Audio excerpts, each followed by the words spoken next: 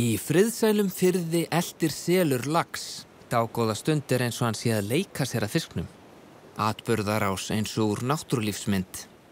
En þetta í það minnsta ekki hefðbundin náttúrulífsmynd. Hér verið að rannsaka umhverfisslys. Myndirnar eru teknar úr dróna eftirlitsmanns fiskistofu, þar sem hann var við leit að strokufiski úr eldiskví sem göt komu á í sumar. Og laxinn sem selurinn að elta tæpast villt skepna, heldur afar líklega norskættaður eldislax. Þetta eldisstöð fyrirtækisins Arctic Fish í sunnanverðum Patreksfirði, kennt við Kvígindisdal. Hér voru þeir aldir, eldislaxarnir sem sluppu frá fyrirtækinu í sumar. Það var síðla í ágúst sem Arctic Fish tilkynnti að 2 göt hefðu fundist á einni kvístöðvarinnar.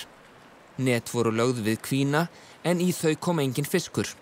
Þá var ekki annað að gera en að leita. Eldislax veittist síðan bæði í net og á stöngin á grenninu. En laxinn fer hratt yfir og ekki var við neitt ráðið. Fyrir part september þá fóru að veiðast þessir tugir fiska í Blöndu og þá var ljóst að þarna var mikið vandamál framundan. Til dæmis hefur verið reynt að fara með netum árnar eins og hér norður á Ströndum.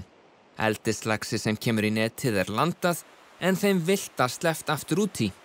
Þessar myndir af landeigendum í Staðará í Steingrímsfirði. En þetta ekki auðvelt þar sem eru gljúfur, flúðir og fossar. Engin eldislax veitist í þessari ferð. Laxveiðitímabilinu lauk síðustu mánaðamót, en Fiskistofa ákvað að framlengja stangveiðitímann með skilyrðum fram í miðjan nóvember til að auka líkur á að fleiri eldislaxar næðust. Þetta hins vegar ekki kannski heppilegt að nýta á hrygningatíma ef það ekkert sérstakt tilefni til. Þetta neyðarúrræði, getum við sagt.